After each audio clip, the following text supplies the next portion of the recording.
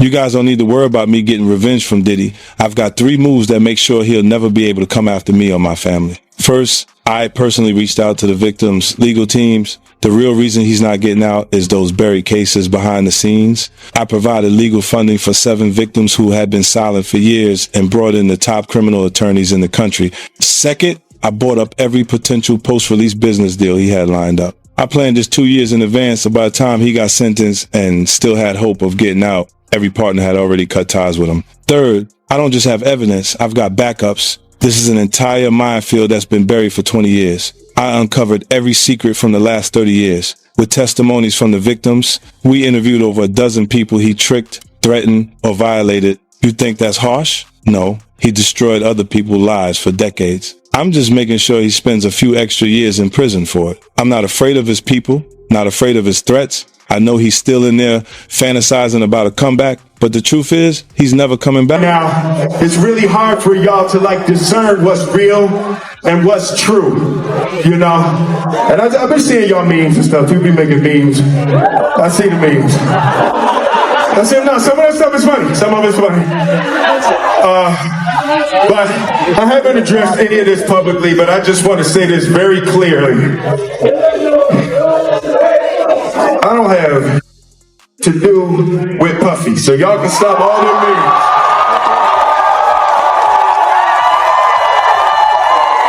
I can stop all of that.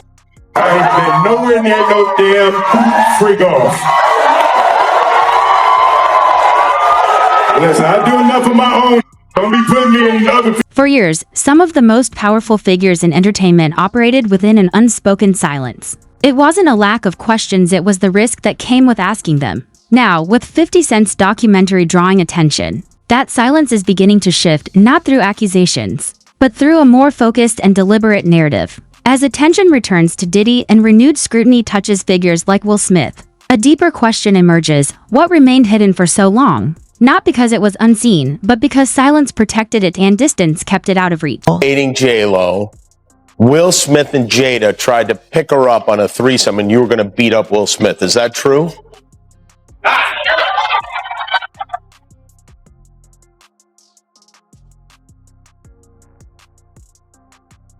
You really heard that? Nah. What? Yeah, I watched it on the internet. You're telling me I can't believe everything I read? What?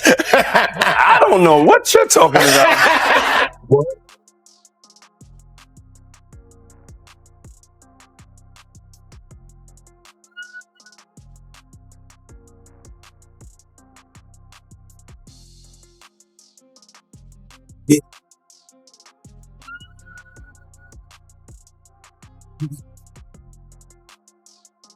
Hollywood followed a familiar pattern: stay quiet, stay in control, and let attention move on. That approach protected influence for a long time until it stopped working. Now, 50 Cent's documentary arrives at a turning point, where silence is harder to maintain and avoiding the conversation is no longer an option. I never slapped Chris. I'm not watching the movie. It's not happening. You don't understand. Do you understand why he slapped Chris? Did you see in that moment from probably what he was dealing with? What was he dealing with? What the fuck was he dealing with? Something made him slap his brother. No, something didn't make him snap anything. He laughed at that bad joke that Chris said like everybody else. And then Jada looked at him and it was like the Manchurian Candidate. Not the Manchurian. Real life. It ain't real life. It ain't real life. Just real life street star. Know what time it is. Now, I have to ask before we get out, because I don't want to forget it. Your earrings just reminded me of Black Power, Black Excellence, and I just need your take on it, because Emancipation comes out in 1 hour. Came out December 9th, which is today's the 9th, right? That's such a fucking below the belt fucking question. No, but I just got It's the only below the belt question that you asked, because you already know what's gonna happen. Don't front. We've been down there. Fuck Will Smith. No, wait. He can kiss my ass. Wait. He should have never slapped Chris. I'm not watching the movie. Damn it. It's not happening. You don't understand. Do you understand why he slapped Chris? Did you see in that moment from probably what he was dealing with? What was he dealing with? Shit, I don't know. What the fuck was he dealing with? Something made him slap his No, brother, man. something didn't make him snap anything. He laughed at that badass joke that Chris said like every fucking body else. And then Jada looked at him and it was like the Manchurian Candidate. Not the Manchurian. Not the Manchurian. God damn it.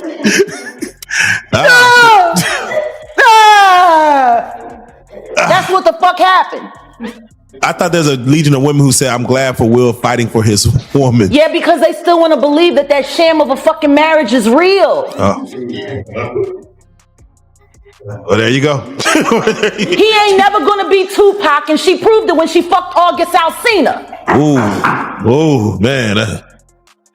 Yeah. They're both bisexual. They do weird things in their house, and young men have left their house fucking screaming to get away from them in their mentorship. Meek Mills. Bashir Gray. Framing silence as part of the story. Attention shifts to how delay became a form of protection rather than reflection. When a system relies on avoidance, addressing the issue is never neutral. It challenges established power. And if silence held influence for years, its collapse raises a deeper question. What was it protecting all along? In Atlanta. And this story starts when I'm with Puff and he's in the exotic bookstores and he's doing shopping, right? He's shopping, getting his stuff and everything like that. So, you know, this is the first time I was ever in an exotic bookstore with Puff. So, you know, I'm giving him his space. He's taking things off the shelves and stuff like that because they gave him a brown paper bag. When they gave him a brown paper bag, he was just putting stuff in there. So I said, damn, you know, he got to go put it on the counter and, you know, show everybody what he's getting. So as he's going, I'm just looking at the places where he's picking stuff from. So there's one part he picked up some things from up here on my left side. And then he picked like quite a few of them down. I'm like, okay. He put them in the bag. So when I went by there and I looked up there and it said butt plugs. And I was like, hey, yo, I was messing with him because people don't understand, you know, we was like friends. He was a part of them. So I'm still going to tease him. I'm still going to mess with him and everything like that. I could do that. It wasn't just no security thing. So I say, yo, what are you getting this for? And it said butt plugs. And he was like, yo, can I do my shopping by myself? I said, yeah, you could do it by yourself, brother. And he started walking and everything like that. So when he got I just waited at the counter. So when he got to the counter, he didn't even have to show the guy nothing. He just gave the guy a wad of money. I mean, like he gave the guy a stack something like this. And Puff wasn't the dude that carried no 20s and no 50s and nothing like that. And I mean, like he just said, boom. And we walked out the store. So we had to leave Atlanta and go to North Carolina for a show. You understand? And it was him, this rapper, Sarah, and this other girl. We all got on a G5 jet, and we flew to G4 jet, and we flew to North Carolina. What stayed out of view was not a single event, but a repeated pattern. Connections were often excused by status and close ties dismissed as coincidence. Diddy's influence was visible, yet rarely examined beyond surface success and access. Over time, familiarity replaced scrutiny and repetition reduced curiosity. This isn't about specific claims, it's about environment. Patterns can go unnoticed when they're treated as routine. The real question is how much still escapes attention simply because it has been accepted as normal.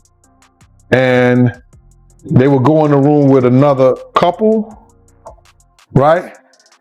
And I've seen some things happen in the jacuzzi. Like when I'm the only one could go to the room 9 times out of 10. When Puff was the one who, you know, was in the presidential suite, I'm the only one allowed. I gotta watch the door. No one can get into that door. I'm the only one that had the pass key or whatever. You know what I'm saying? And then sometimes you would hear a boom, boom, boom, boom, a thump or whatever the situation is and stuff like that. Yo, what's up? Everything good? And sometimes they would open the door. I'm right there by the door. sometimes you see things you don't want to see. Hey, did they ever try to get you involved? Or Not at all. Offer you? Not at all. Puff did it one time, but that's in my book. When he was coming from Dallas, he had the snow bunnies. And I reneged on that. Nah, I'm good.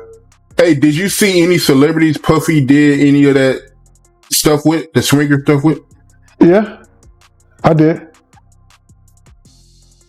Tell me about that.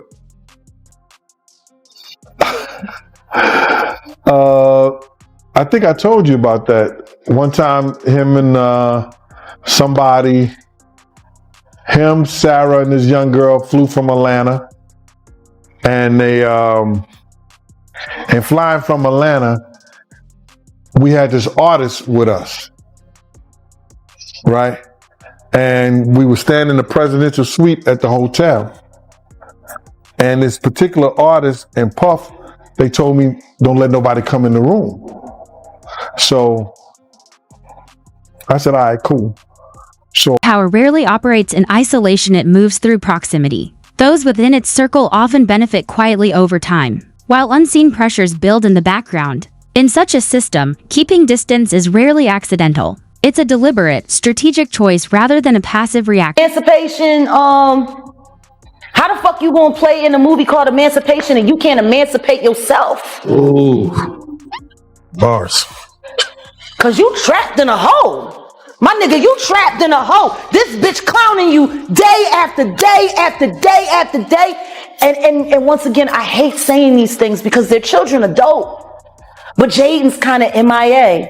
And considering that he emancipated from their household at 16 and refused to come back, even to do family interviews.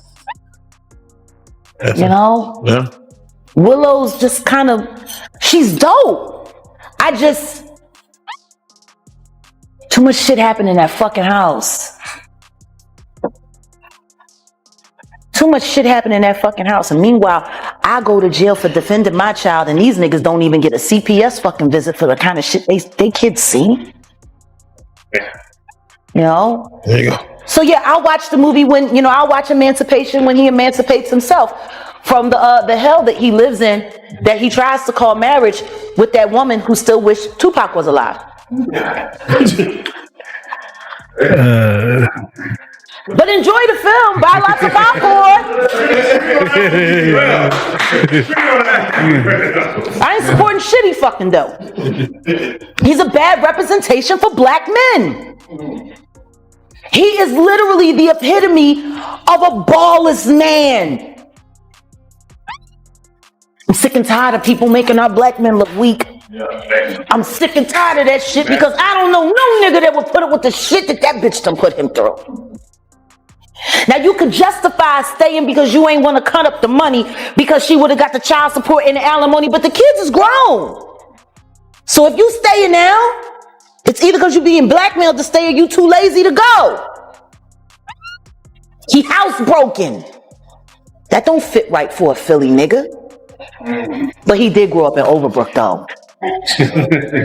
He didn't technically grow up in West Philly.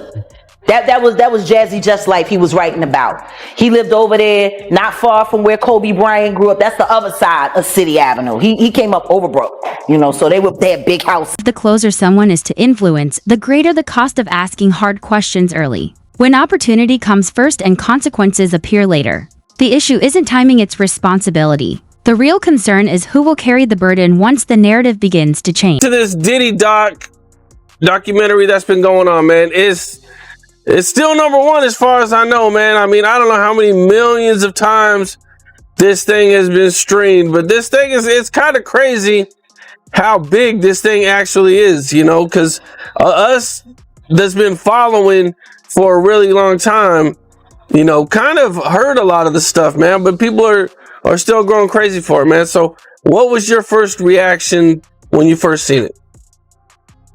When I first seen it, I said, damn, they stole my whole damn idea.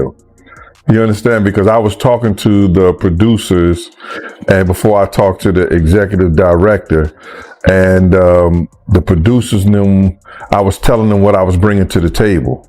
because I was trying to get a deal for me, Kirk, and Tim all together, like a package deal. I wanted to try to. Will Smith's public separation signals a clear shift from long-standing restraint to deliberate boundary setting. In today's media landscape, a denial does more than respond. It suggests the narrative has reached a critical point. Delivered calmly and publicly, it creates distance without adding conflict still. Timing speaks volumes. When separation comes only after silence carries risk, it raises a deeper question about the cost of speaking earlier, before discretion becomes a... I told them what we was bringing to the table, who was going to tell a story, how they was going to tell a story. You know, I didn't know exactly what they were going to say, but I knew Tim grew up with Puff, so he can get the childhood thing. So I'm going and telling them the whole angle in which I would like for this to go. You know what I'm saying? What we was bringing to the table. I didn't know how they was going to do it, but I was saying, this is what we're going to bring to the table. Tim could start off with the childhood part of it because they grew up together. That's Tim Dog, Tim Patterson.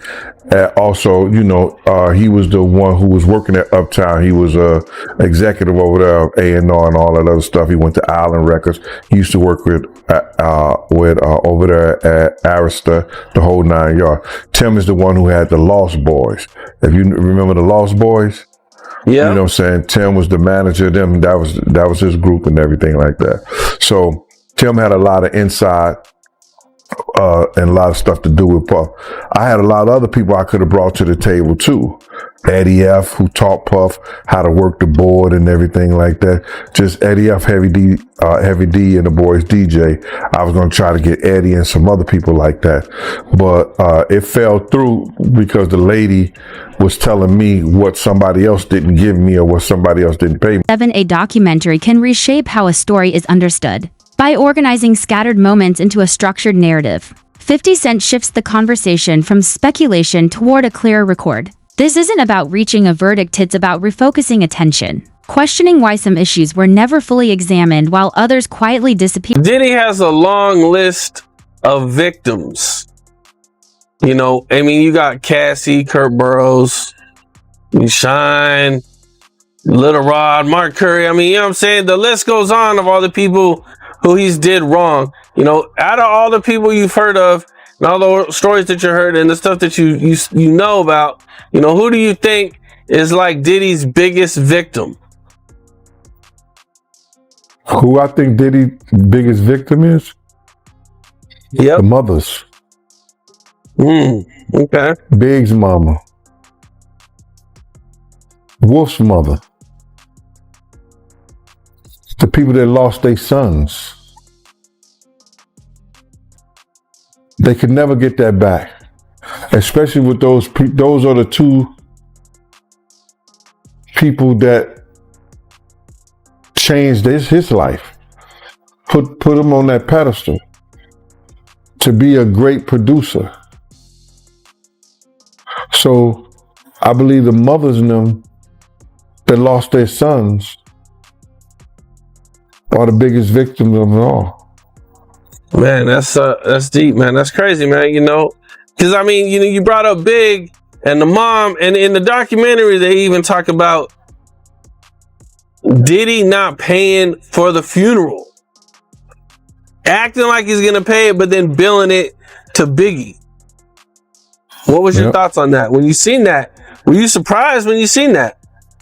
No, I wasn't surprised, you know, because they said that when Big died, he built the estate.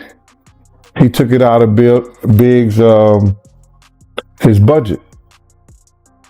You understand what I'm saying? So I wonder who got the life insurance policy. Long-form investigation challenges an industry shaped by short attention spans. By preventing stories from fading away, when careful documentation replaces casual dismissal, the issue goes beyond facts. It becomes about control. Who defines the lasting narrative, and who no longer decides what gets... Well, what I said is that, isn't it weird that the government was so interested in Diddy's baby oil that they took 1,000 bottles away from his house? If the government took 1,000 bottles of baby oil and somebody had things what appeared to be baby oil, and then you have to listen to the prosecutor. He said that they seized 1,000 bottles were allegedly to be baby oil. Allegedly to be baby oil. So that's telling people that it wasn't baby oil. And people think that that was baby oil, they out their mind. I don't believe it was baby oil. Yo, bro, when they went up in there, they knew what they was going to find. They knew what was ever in that baby oil or that those bottles that appeared to be baby oil, they knew about that at first. You got to realize 9 times out of 10, that individual that got caught at the airport, that was supposed to be their carrier, told them what they was doing and what they had. I wouldn't put him past that he told them everything.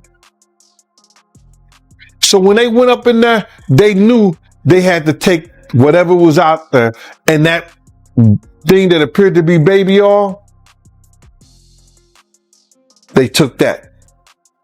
They got to test every last one of them. Let's see how much, let's see how many of those come back to be baby oil. Bro, listen to me. Costco don't sell that much baby oil. Where you know sell that much baby oil? Yeah, I don't know any store that sell that much baby oil. I know Costco, they came out and said that they don't even sell baby oil. My sentiments exactly. But you personally, right, what do you believe was in the baby oil? If you ever seen a massage parlor being raided and they walking out the people, do they take the responses to scrutiny reveal how uneven accountability can be. Some face immediate consequences, while others remain protected by reputation, legacy, or powerful networks. The focus on Diddy, alongside attention on Will Smith, suggests that protection operates as part of a larger system rather than individual loyalty. This isn't about coordination, it's about structure. And when accountability appears only after silence fails, it raises a key question: can a system that waits so long ever be truly consistent? To see the judge, bro. It was just a matter of time.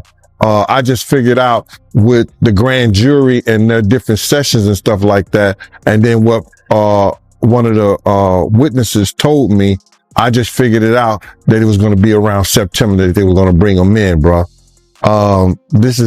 It's people might not understand. It's difficult when you see a brother that has so much promise become an icon as far as in the music business and stuff that he did, to turn around and just tear his whole life down. But it's all because of his mentors and the people that trained him and taught him the music business. You know, it's all about the people who trained and taught him the music business, because Puff wasn't, he wasn't born a monster. You know what I'm saying? He was made into a monster, brother. Do you understand what I'm saying? He was made into a monster from the stuff that happened to him, the things that he had to do. You understand? The things that he had to do to become who he is. You know what I'm saying? You know, it's like this, brother. You never like something so much that you can't do without, and you never be willing to do anything to get where you want to be at. You got to have principles. You got to have morals. You got to keep with that stuff. And in that music business, a lot of that stuff get thrown out the window. You understand? And that's what happened to him. He started doing the things to other people that was done to him. To keep it frank, he was doing the things to other people that was done to him. And it is what it is. You got to know better. And if you know better, you will do better. When he was in New York City, he was like that gecko from the Geico commercial. Then he turned and started going, when he lived in Cali and Miami, he turned into Godzilla. I would see him talk about how he using drugs. He was never like that. Smoking cigarettes, smoking weed and everything like that. He turned into something that you could consider a monster, bruh. Then he started doing things to people. You understand? Excellence is rarely accidental, it's often reinforced. Careers progress through access, alignment, and stability. while dissent can lead to isolation or setbacks. This documentary explores how quiet can act as currency, exchanged for opportunity and upheld by the fear of disruption. When speaking out costs more than staying silent, caution becomes rational. And if honesty risks one's place in the system, the pressing question is, how transparent was that system ever able to be?